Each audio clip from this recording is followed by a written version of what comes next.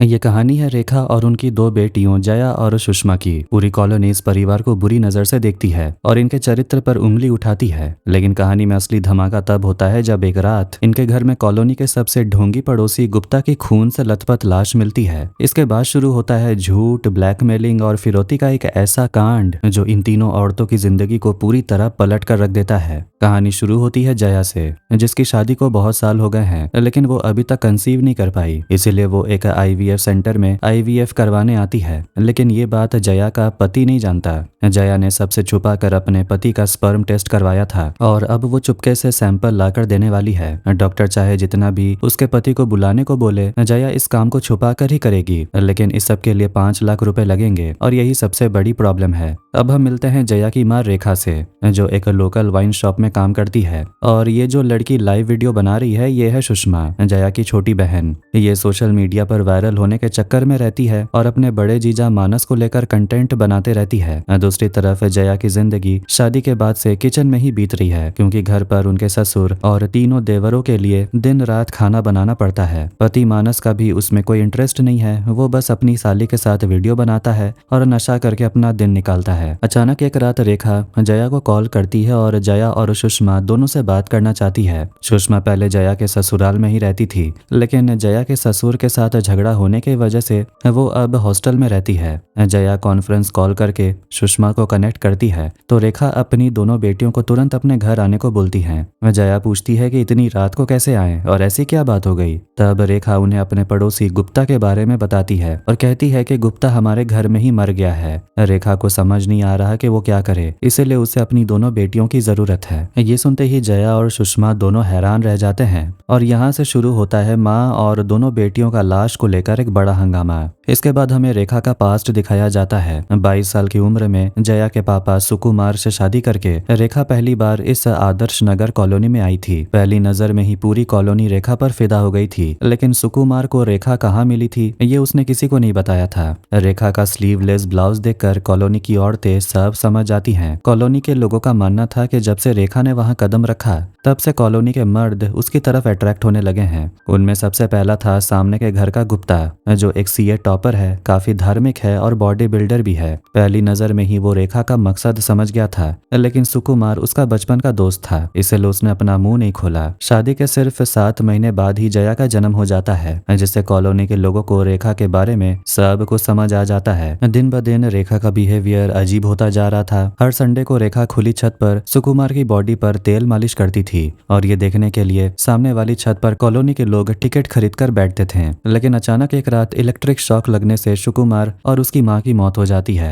रेखा बिल्कुल अकेली पड़ जाती है। कॉलोनी के लोग जानते थे कि सुकुमार ने मरने से पहले गुप्ता से बहुत सारा कर्जा लिया था, इसलिए गुप्ता चाहता तो उनका घर कब्जा करके उन्हें कॉलोनी से निकाल सकता था। बहुत से लोगों का मानना था कि रेखा शायद इसीलिए ही गुप्ता को अपनी तरफ अट्रैक्ट करने की कोशिश कर रही थी। अब इसके बहुत साल बीत जाते हैं, कॉलोनी भी बदल जाती है और सबकी उम्र बढ़ जाती है, लेकिन रेखा आज भी बिल्कुल वैसी की वैसी दिखती है जैसे शादी के बाद पहली बार आई थी। लोग कहते हैं कि शायद वो डायन है, इसीलिए उसकी उम्र नहीं बढ़ती। अब प्रेजेंट में पिछली रात रेखा के कॉल करने के बाद सुबह होती ही जया अपने ससुर से बहाना बनाकर माँ के घर पहुंच जाती है। वहाँ सुषमा भी पहुंच जाती है। दोनों घर के फ्लोर पर गुप्ता की खून से लथपथ लाश देखकर सन्न रह जाते हैं। दोनों के मन में एक ही सवाल है कि ये सब कैसे हुआ। रेखा बताती है कि रात के 10:30 बजे जब वो वाइन शॉप से लौटी तो अचानक गुप्ता ने दरवाजा नॉक किया। दरवाजा खोलते ही वो अंदर आया और रेखा के साथ जबरदस्ती करने लगा। रेखा बचने के लिए जया की दादी के रूम में भागी तो गुप्ता भी उसके पीछे गया। उसी हाथापाई में गुप्ता अलमारी से टकरा गया और अलमारी के ऊपर से एक भारी चीज उसके सिर पर गिर गया, जिससे गुप्ता का सिर फट गया। सब सुनने के बाद जया बोलती है कि तुमने ये सेल्फ डिफेंस में किया है, पुलिस को सच बताने से काम चल जाएगा। लेकिन सुषमा और रेखा पुलिस को इन्फॉर्म नहीं करना चाहते, क्योंकि फिर रेखा को जेल जाना पड़ेगा। रेखा टीवी पर क्राइम शोज देखती थी, इसलिए उसके दिमाग में एक आइडिया आता है। रेखा कहती है कि ये तो मर गया है और रात के वक्त बॉडी को कंबल में लपेटकर कहीं दूर किसी नाले में फेंक आएंगे। जया को अब समझ आता है कि रेखा ने उसे कार लेकर क्यों बुलाया था, लेकिन जया बोलती है कि ये कोई क्राइम शो नहीं है, एक इंसान मरा है, कोई मरा हुआ मुर्गा नहीं है जो नाले में फेंका है। लेकिन इसके अलावा कोई रास्ता भी तो नहीं था।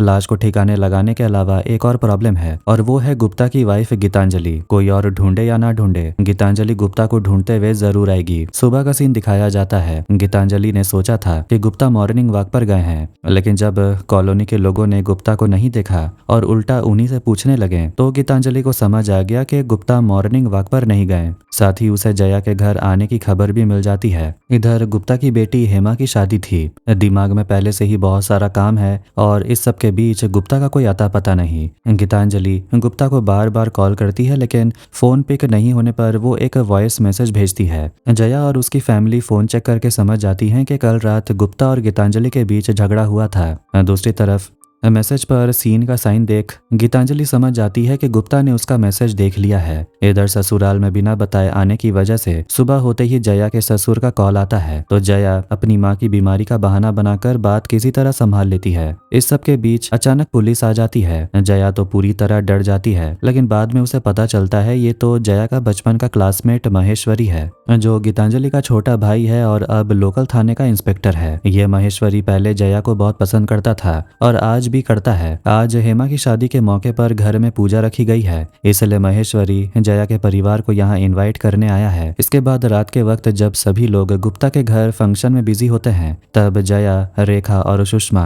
अपना प्लान एग्जीक्यूट करने की तैयारी कर रही हैं। इसी बीच जया अपनी माँ रेखा से 5 लाख रुपए मांगती है, क्योंकि उसे IVF करवाने के लिए 5 लाख रुपए की जरूरत थी। लेकिन जया अभी IVF वाली बात रेखा से शेयर नहीं करती, बस पैसे चाहिए ये बता देती है। दूसरी तरफ बेटी की शादी का फंक्शन शुरू हो जाता है। दूल्हे वाले भी आ जाते हैं, लेकिन गुप्ता का कुछ अता पता नहीं चलता। गीतांजलि बहुत परेशान है, पर वो किसी तरह बात को संभाल रही है। इधर जया, रेखा और सुषमा मिलकर गुप्ता की बॉडी को ठिकाने लगाने की कोशिश करती हैं। वो बॉडी को एक कंबल में रख कर खींचते हुए ड्राइंग रूम तक ले जाती हैं। अचानक सुषमा के हाथ से कंबल छूट जाता है और गुप्ता की बॉडी हिलने लगती है। पहले तो तीनों को लगता है कि कोई भूत है, लेकिन फिर समझ आता है कि गुप्ता मरा नहीं है, बल्कि सिर पर चोट लगने की वजह से सिर्फ बेहोश हुआ है। अब वो तुरंत गुप्ता के हाथ, पैर और मुंह बांध देती हैं। गीतांजलि लगातार गुप्ता के फोन पर मैसेज कर रही हैं। जब सुषमा फोन चेक करती है तो उसे पता चलता है कि कल रात रेखा ने ही गुप्ता को मैसेज करके 3 पत्ती खेलने के लिए अपने घर बुलाया था। जया अपनी माँ पर गुस्सा होती है कि इतनी रात को बुलाने के लिए तुम्हें सिर्फ गुप्ता ही मिला था। रेखा कहती है कि कॉलोनी की कोई औरत उसे बात ही नहीं करती, सब चाहते हैं कि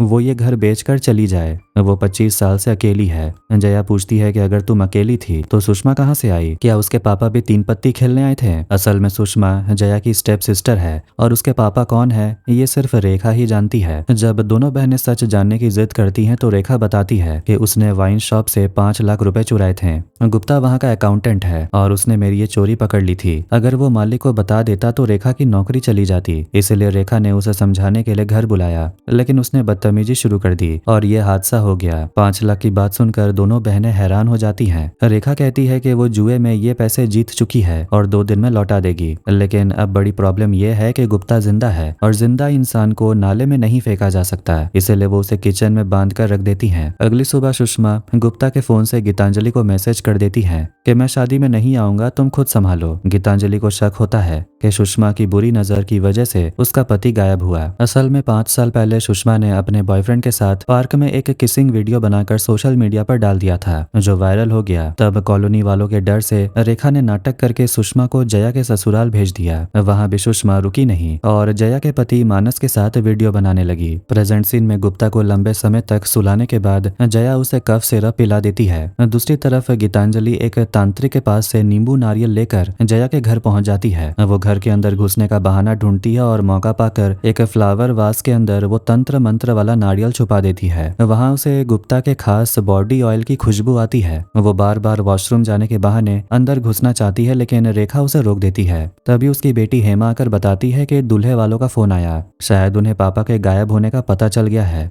घर लौटकर गीतांजलि अपने पुलिस भाई महेश्वरी से कहती है कि उसके जीजा उसी घर में हैं, क्योंकि वहां से गुप्ता के खास तेल की खुशबू आ रही थी। लेकिन महेश्वरी उसकी बात पर यकीन नहीं करता और कहता है तुम बिना वजह उन बेचारियों पर शक कर रही हो। गीतांजलि के कहने पर महेश्वरी जांच करने जया के घर जाता है। उस वक्त तीनों माँ बहन गुप्ता की बॉडी को छिपा रही थी। महेश्वरी महेश्वरी को टालने के लिए जया उसे अपने पुराने स्कूल ले जाती है। वहां महेश्वरी बताता है कि गुप्ता अपनी पत्नी से झगड़कर गायब है, इसलिए कोई चिंता की बात नहीं। यहाँ जया का पास्ट दिखाया जाता है। जया अपनी सहेली रति के रिश्ता देखने आए लोगों के लिए रसोई में रोटियां बना रही थी। जया की बनाई रोटियां और उसकी खूबसूरती देखकर मानस की मां ने रति के बजाय जया को अपनी बहू चुन लिया। इस तरह जया की शादी मानस से हुई, जिससे रति और जया को चाहने वाला महेश्वरी दोनों दुखी हो गए। प्रेजेंट में जया जब घर लौटती है तो वहाँ उसका पति मानस आ जाता है। मानस को रेखा की बीमारी का झूठ पता चल जाता है तो रेखा इमोशनल ड्रामा करके बात पलट देती है, लेकिन मानस तुरंत जाने के बजाय वहीं रुककर चिकन खाने और शराब पीकर 3 पत्ती खेलने की जिद पकड़ लेता है। रात को नशे में मानस टॉयलेट समझकर उस स्टोर रूम का दरवाजा खोलने लगता है जहां गुप्ता बंद था और उसे होश आ रहा था, पर रेखा उसे संभाल लेती है। उसी रात रेखा चुपके से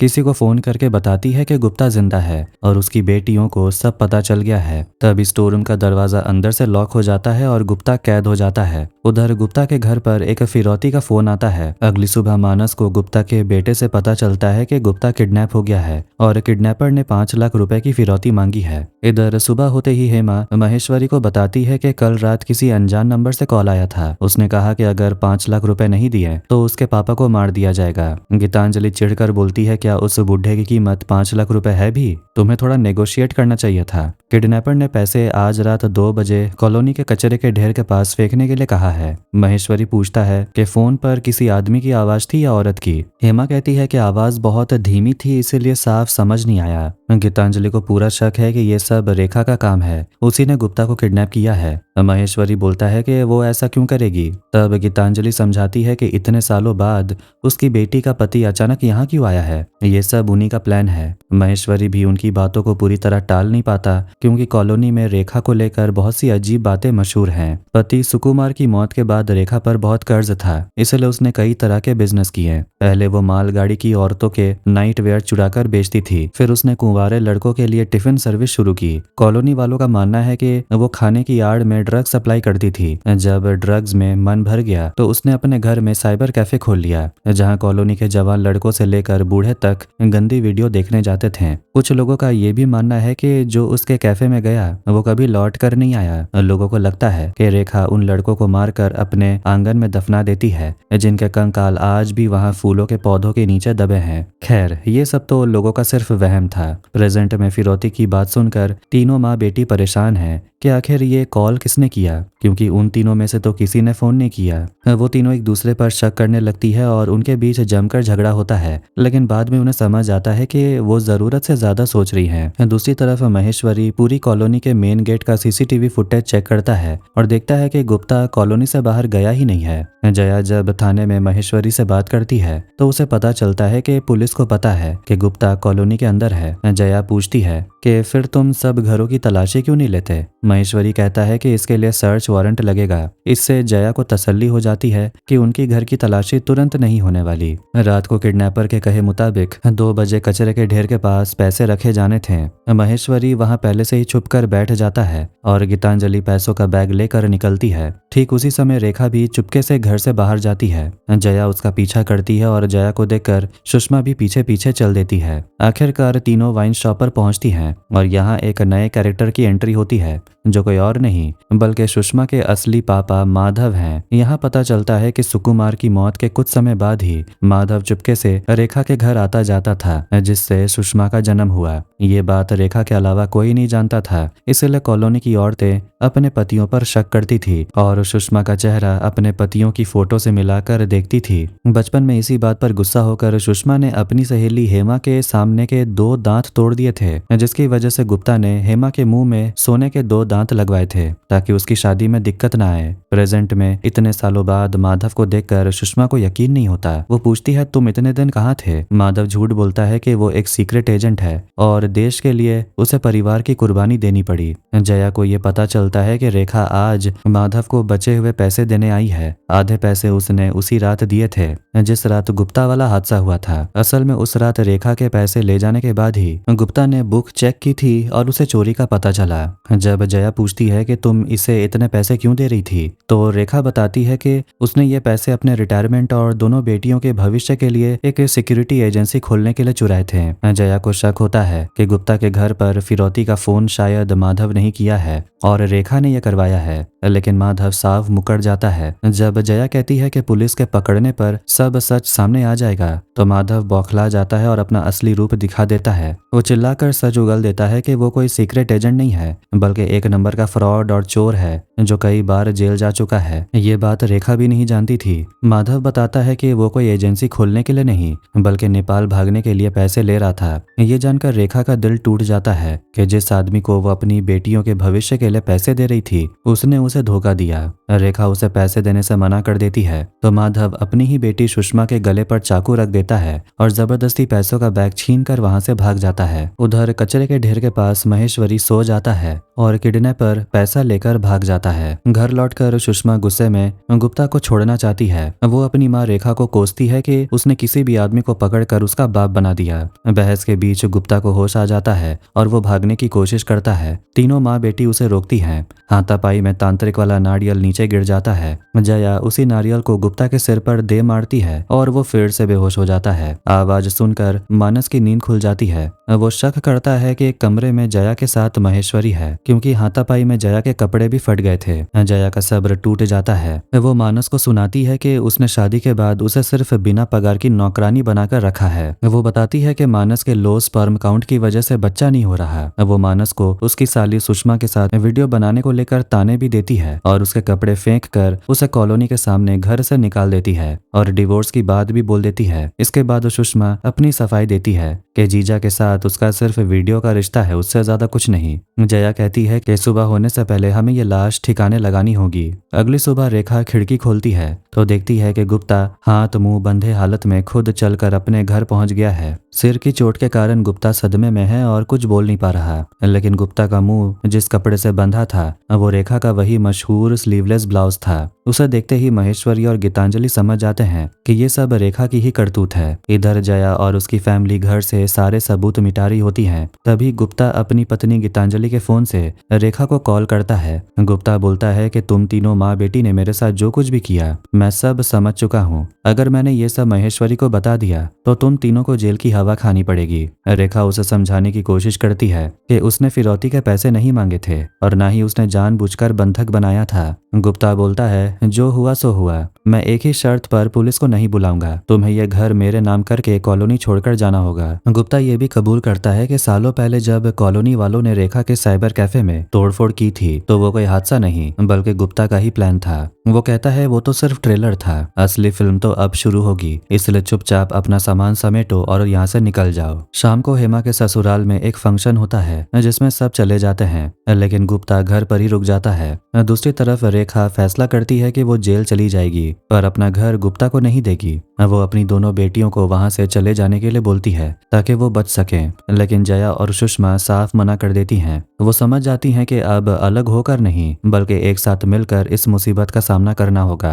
अब जया एक नया प्लान बनाती है। वो गुप्ता के घर जाकर उसे अपने घर आने का न्योता देती है। यहाँ कहानी में दिखाया जाता है कि इतने सालों से कॉलोनी वाले रेखा के चरित्र को लेकर जो भी बातें बनाते थे वो सब सिर्फ उनका वहम और गलत नजरिया था, सच्चाई नहीं। असल में गुप्ता की नजर ही रेखा पर शुरू से ही खराब थी। जया और उसकी फैमिली गुप्ता की इसी कमजोरी का फायदा उठाने का प्लान बनाती है। तीनों नाइटी पहनकर अच्छे से तैयार होकर गुप्ता का इंतजार करने लगती हैं। बाहर तेज बारिश हो रही थी। गुप्ता जब घर आता है तो तीनों माँ बेटी को इस हालत में देखता है तो उसे अपनी आंखों पर यकीन नहीं होता। जया उसे जूस ऑफर करती है तो गुप्ता शक की वजह से पहले रेखा को जूस चखने के लिए बोलता है। गुप्ता को डर था कि कहीं ये लोग उसे जान से मारने का प्लान तो नहीं बना रहे हैं, इसीलिए वो कहता है कि मैं यहाँ आने से पहले तुम्हारे खिलाफ एक चिट्ठी लिख कर आया हूँ। अगर मैं सही सलामत वापस नहीं लौटा तो वो चिट्ठी महेश्वरी के हाथ लग जाएगी। इसके बाद गुप्ता अपनी औकात पर आ जाता है और रेखा के बेडरूम में जाकर तीनों को अपने सामने नाचने के लिए बोलता है। यही नहीं, वो उनसे अपनी बॉडी पर तेल मालिश करने के लिए भी बोलता है। तीनों उसकी बात मानकर ऐसा ही करती हैं, लेकिन चुपके से सुषमा अपने फोन पर इस पूरी हरकत का वीडियो रिकॉर्ड कर रही थी। साथ ही वो गीतांजलि और महेश्वरी को टेक्स्ट मैसेज भी भेज देती हैं।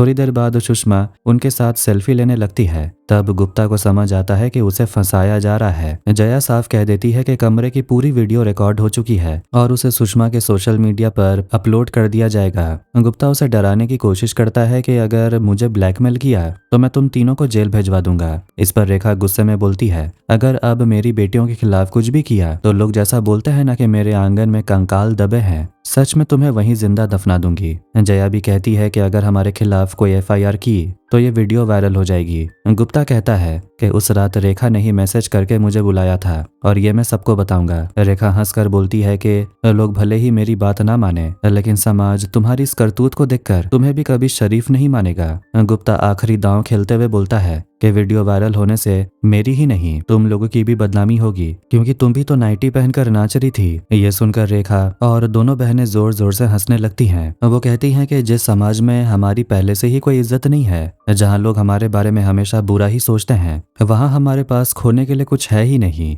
अपनी बदनामी का डर उन तीनों के चेहरे पर ना देखकर गुप्ता पूरी तरह डर जाता है और हार मानकर वहां से भाग जाता है। महेश्वरी भी अब तक पूरा सच समझ चुका था। इस घटना के कुछ महीनों बाद का सीन दिखाया जाता है। रेखा, जया और सुषमा बैठकर टीवी पर एक क्राइम शो देख रही थी। उस शो में गुप्ता की बेटी हेमा गेस्ट बनकर आई थी। तब जाकर ये सच सामने आता है कि हेमा किसी और लड़के से प्यार करती थी और परिवार के दबाव में शादी नहीं करना चाहती थी, इसीलिए वो शादी वाले दिन घर से भाग गई थी। जब शो का होस्ट हेमा से पूछता है कि घर से भागने और नई जिंदगी शुरू करने के लिए आपके पास पैसे कहाँ से आए, तब हेमा बताती है कि उसने 5 लाख रुपए जोड़कर रखे थे। ये सुनते ही रेखा और उसकी बेटियों को सारी बात समझ आ जाती है। असल में उस रात गुप्ता के किडनैपिंग का कोई फोन आया ही नहीं था। हेमा ने अपने पिता के गायब होने का फायदा उठाया और झूठ बोलकर अपनी मां गीतांजलि से ही 5 लाख रुपए की फिरौती वसूल ली ताकि वो अपने बॉयफ्रेंड के साथ भाग सके। अब जाकर तीनों माँ बेटी के सामने पूरी पिक्चर साफ हो जाती है और यहीं पर यह फिल्म खत्म होती है। ये फिल्म हमें दिखाती है कि हमारे समाज में एक अकेली विधवा औरत को जीने के लिए कितना संघर्ष करना पड़ता है, और अगर उसकी घर में बेटियां पैदा हो जाए तो समाज उनके हर कदम पर उंगली उठाने और उनके चरित्र पर सवाल उठाने के लिए हमेशा तैयार रहती है, चाहे वो बेकसूर ही क्यों ना हो।